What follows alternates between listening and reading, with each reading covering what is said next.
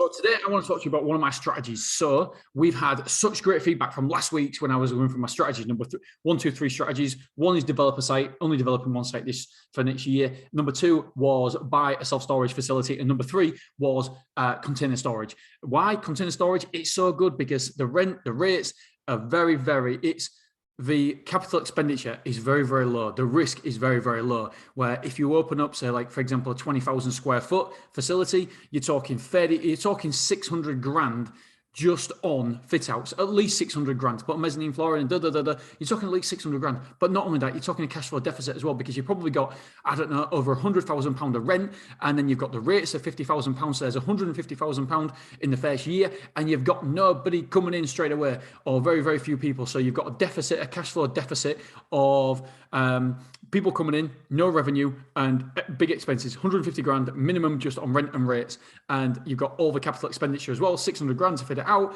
Obviously you do it in phases, but it's a ball ache. Don't get me wrong. It's brilliant long term, because long term it just cash flows. But you've got to get through that point of cash flow. And somebody who haven't got millions and millions and millions in the bank, it's tough to do any more than one at a time. And so we've done Clough Road. Clough Road is good. It's still in a cash flow deficit. Willoughby's in a cash flow surplus, and so is Beverley. And now, obviously, this new site we're doing, can't tell you too much about it yet because we still haven't signed it. Still with solicitors. It's it's one that is moving in the right direction, but I don't want to do any more than one because it's development. However, if we look at container sites, you've got the rent 20 grand, you've got the rates 10 grand, you've got then maybe a little bit of electric, whatever, not very much. So you're talking maybe 50 grand a year maximum with the costs. And then you've got the capital expenditure. You can buy a container, but container, you can do asset finance. So you put 20% down, you borrow 80%. And so it is a huge difference. So the capital outlay is not a lot. And so you can quickly cash flow, because as I said before, if you think about Clough Road, we've got 10 containers, brings in £2,100 roughly in rental. And my repayment of the asset finance is 800 and some pound. So straight away, you're in a cash flow surplus, which is wonderful. And I need as many cash flowing surplus self-storage facilities as possible, because I want to ultimately buy a bit of land and build my own self-storage facility. So I got the freehold, or buy a unit, buy a piece of a building. So I got some amazing feedback from that. So I want to give you an update on it, because I'm being very, very aggressive now with it, because there's no point in me talking about things and not doing them. So you guys keep me accountable. And so I've been looking around at land. I've been driving around. Oh, last week I was driving. Found a wonderful bit of land. Can't say where it is yet, obviously, yet, because we haven't done a deal. The problem is, I went there today as well. I took my missus, took the wife, and I showed her it, and it's near Safe Store. And I haven't competed with Safe Store before. So I rang Dave Davies up and I said, Dave, I've got a problem. There's a location I like. Not very many self-storage facilities in the area.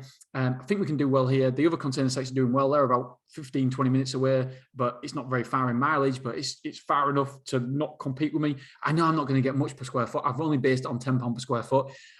What do you think? Because Safe Store is there. Safe Store's got a prime location, and we've got a pretty good location. And he basically we're talking it through, and it's indoor self-storage, we're container storage. So it's no different. It is competition, but we're supplying a different side of a market. And what I want to do is try it. The rent's 20 grand. It's £10,000 rates, give or take. And it's not, there is some work needs to do on the land, but I'm going to document the whole thing. Maybe, I don't know, 10 to 15 grand's worth of work to make it perfect, get the gate up, get some nice fencing up. So not a lot, 10 to 15 grand to get it beautiful. It's not tarmac at the minute, but I probably won't get tarmac, probably just have rubble and stuff. It's a bit lopsided as the land. It's hard standing, but it's not tarmac. So it could look better, but I'm not gonna spend loads of money tarmacking. I want to prove to everybody that you don't have to have loads of money to get into self-storage. I was talking to my sister, I said, you've got to get in self-storage, you've got to get a container site. I haven't got 100 grand, Dean, to spend. You don't need 100 grand. I'll document the whole process and tell you exactly how much I spent. And so we're gonna put an offer. I'm not gonna put an offer in yet, because do you know what? I want to date the agent before I marry the agent. And unfortunately, I do think I've probably come off a little bit too strong because how can I hold back? I'm like so excited. I'm like, and so I keep ringing. So this. Like, right, calm down, Dean. So I'm going to email him loads of questions and problematic questions like the drainage. I'm going to, be negative. And it's not very big, Is what about the land at the back? Can we have a land at the back? Do you owns that? And so I'm going to be problematic because I want him to think that there's a problem there. And then I'm going to put on the offer later this week.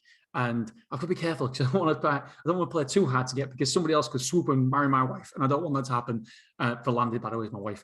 And so that is where we are at this situation. And I'm going to document the whole process. But I believe I've been in touch with Willbox. I've asked them, literally, guys, just a quick, how much square foot can I get on this land? Text him, literally 10 minutes back, 10 minutes. I got a reply saying, you can, ground level, you get 80 containers in. Upstairs, you'll get another, and he told me 22,500 square foot. I'm like, fuck me, did the figures. And I think this will cash flow within a few years. It will be netting around about 100 grand a year profit. That's where I see it at the bare minimum. So it's worth doing. And it's also good to me to see how to compete against SafeStore. What is it like? Are they aggressive?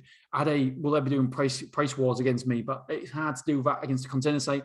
Will they just let me trade because they're already 90% full or whatever? Will they be bothered? Will they be asked? Probably not, but it's nice to know. It's nice to see exactly what happens. And I want to test the waters. Because I'm giving this advice out there saying container sites are this, container sites are that, low maintenance, low setup fees, low capital expenses. And so I can't really tell you guys to do it if I'm not going to do it myself. Yes, I have a container site, but I set up that years and years ago, where it was a lot easier then. And so is it still possible now? I sure as hell absolutely think so. There's been so many case studies out there, so many people who've done extremely well, and I want to show that you can do it as well. And I'm going to show you exactly how, the cost and the returns that we get. And yeah, that's the idea. So hopefully by the end of this week, we will have heads of terms for another container site. Really, really excited. So that is, in a nutshell, where we are right now. All right, guys, girls, I will, but when you listen to this, by the way, I'll be at Villamora. Pop and say hi. See you soon. Bye.